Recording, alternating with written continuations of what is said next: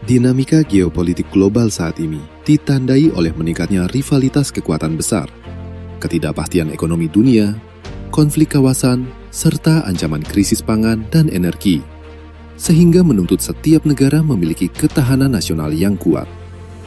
Dalam konteks ini, Indonesia menegaskan posisinya sebagai negara non-blok yang aktif, tidak berpihak pada kekuatan manapun, namun tetap berperan strategis sebagai penyeimbang dan jembatan dialog di tingkat global. Sikap independen tersebut diperkuat dengan kebijakan dalam negeri yang berorientasi pada kesiapsiagaan, menghadapi risiko geopolitik maupun bencana alam, melalui peran aktif pemerintah dalam meningkatkan literasi kebencanaan, edukasi publik, dan penguatan sistem mitigasi.